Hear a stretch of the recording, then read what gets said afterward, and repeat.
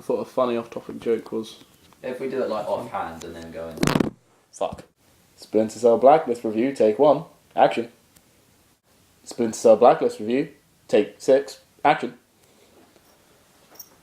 Splinter Cell Blacklist review, take 7. Action. What's up, guys? This is your boy Italian Madman, and today we are reviewing Splinter Cell Blacklist with Matt Miles. Matt Miles. Okay, so Matt, what did you think of Splinter Cell Blacklist? I think I liked it more than you did. Oh, the gameplay was incredible, I thought. It was good gameplay. It was like Assassin's Creed with the whole running and jumping and shit. Well, it is made by the same guys. Ubisoft. They love running and jumping. They love running and jumping. So yeah, I kind of enjoyed it. I really enjoyed the gameplay elements, but the story I felt was pretty shit. It was so bad. It was almost good. That's the annoying thing. No, it wasn't even close. No, the idea of the Blacklist I thought was cool. The execution of the Blacklist was... So in case you guys don't know, the story is basically Sam Fisher, I'm presuming, is holding this guy. Is more than just the hands. Sam Fisher.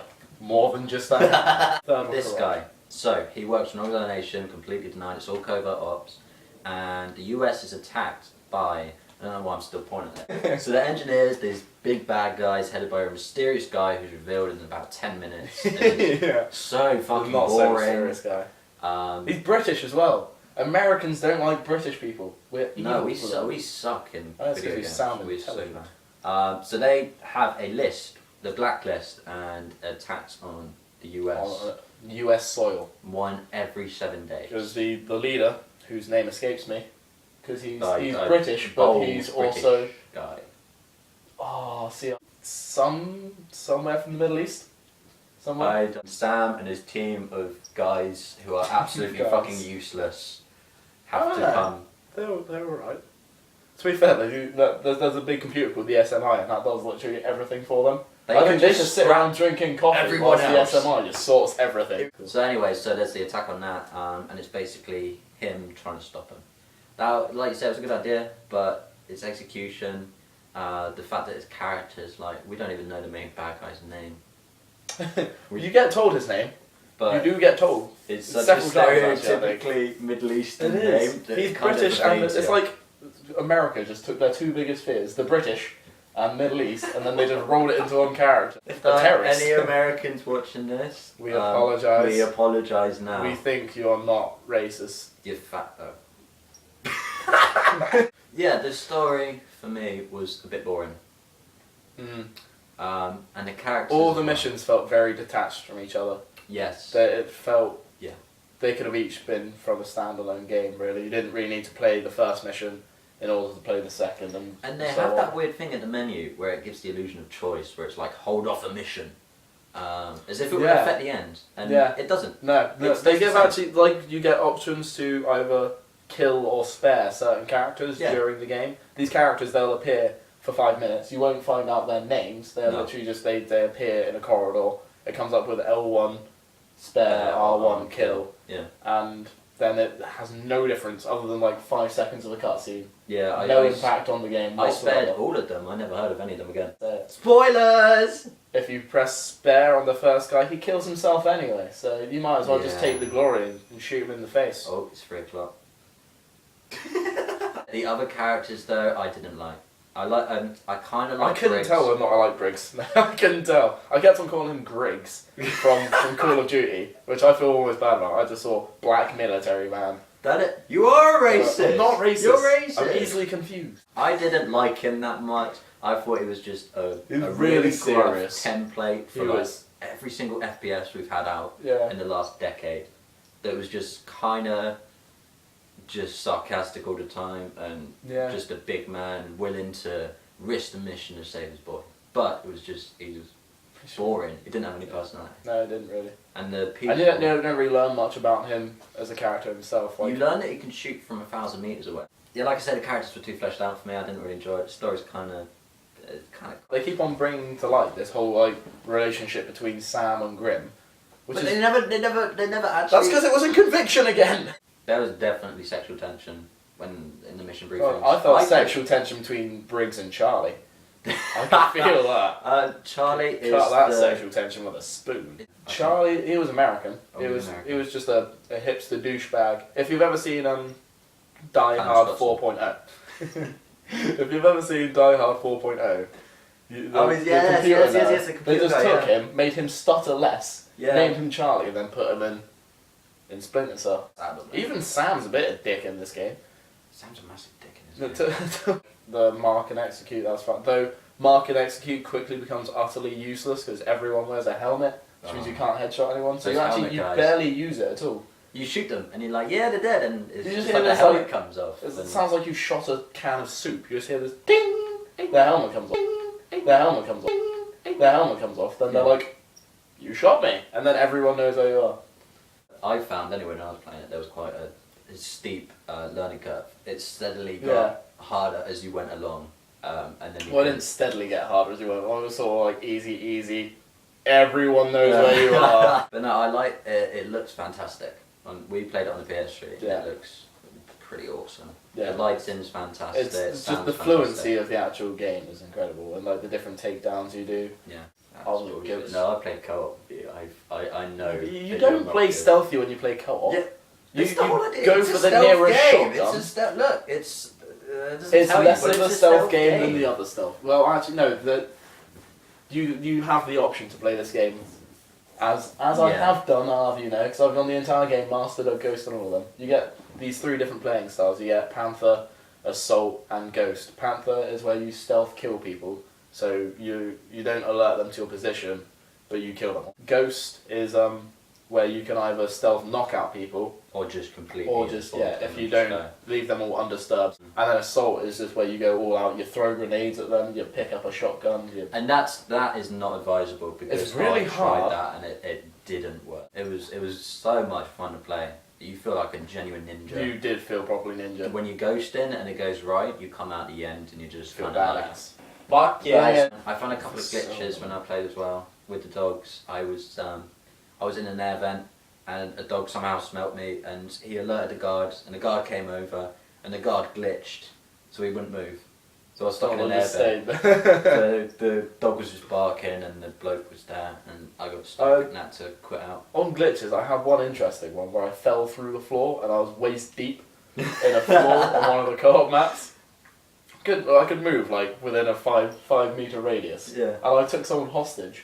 And they then just like sunk into the floor with me. So it was just like it was like the torso of Sam Fisher just pulling himself along. Yeah, co-op's quite fun as well. I found co-op was very fun. But make sure you have a player that can actually fucking play. Yeah, because this guy, it was awful. This guy sucks. It's so bad. It's terrible. Apparently he's like the most subscribed guy. He's got 13... We have another reviewer! Sam Fisher reflexes there. Why would you let it go again? I wouldn't say it's not disturbed though, actually, so I just like that we have video footage of me catching a fly out the air first. That could definitely go in. Ow. You can't even get it out the door. Got out the door. Slapped him. Slapped him silly. Alright, Spies vs. Mercs comes back. It was actually in Chaos Fury back on PS2. If anyone didn't know, PS2 did actually have online. I'm pretty sure they kept it secret. So Spies vs. Mercs is back. Yes. So your standalone Spies vs. Mercs is 4 mercs, which are heavily armoured blokes who fight from a first-person perspective, versus... Yeah, they brought back the whole third-person versus first-person thing. Which is really cool, actually. I quite like it, yeah. Yeah, and then you have dynamic. 4 spies, which are basically Sam Fisher. Yeah, you and get they 4 stalk Sam around Fishers. doing objectives. It's really cool, it's really tense. It's once again, they executed the gameplay perfectly. The gameplay was really fun. You don't unlock anything. I think I enjoyed it. You start off with everything. You just need to buy it. I think I just enjoyed it because it's a step away from all of the standard multiplayer. It's very different, yeah. If I found that recently with all of the Call of Duties that come out like every other month, it's just the same thing. Yeah. Same thing all the time. Yeah, the whole... So it was nice to step away from all of that first person bullshit for a little while and play something different. Yeah. So alright, so we talked about the good and the bad bit. What was the worst aspect for you of this game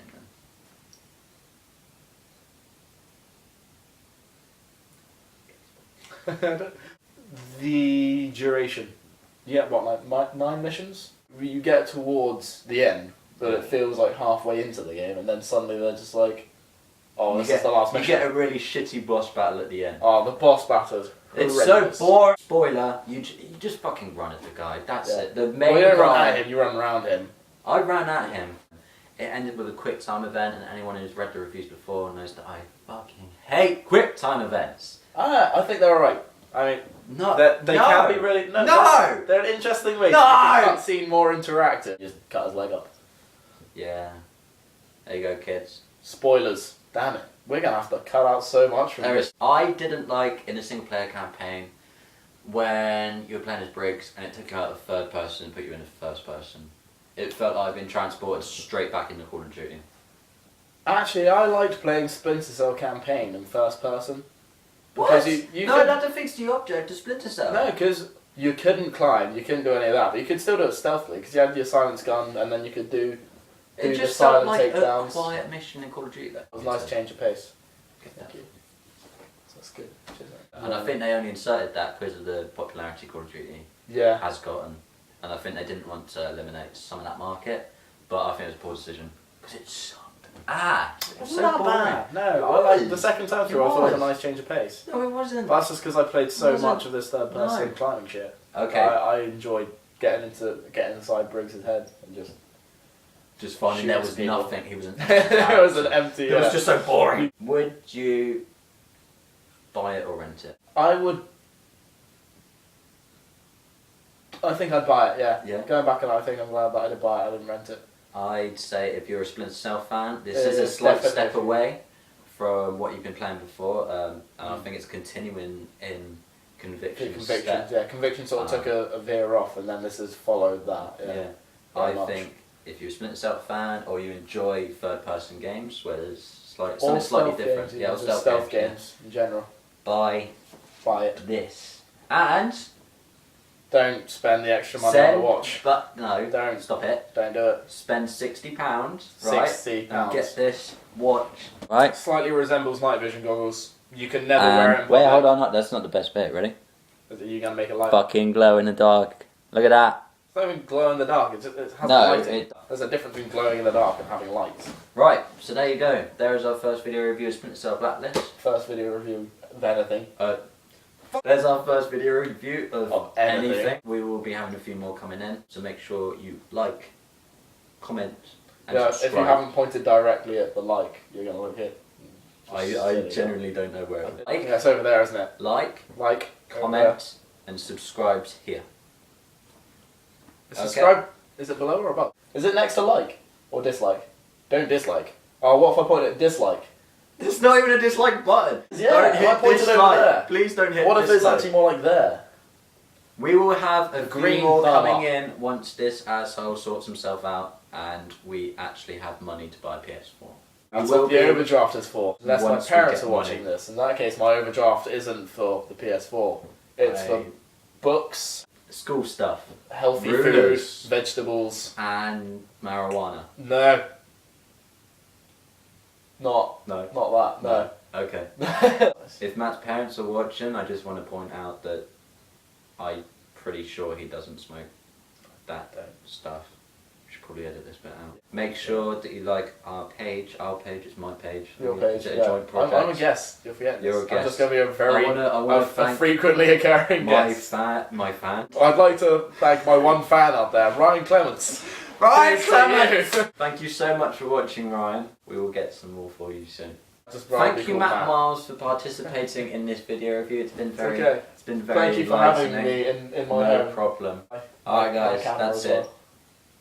Good night. I actually have to get up and we can wave all we want, but it's not going to stop. Yeah. And then I'll introduce. Throughout the entire review, you're gonna have to smell. Are you serious? Oh, that's potent.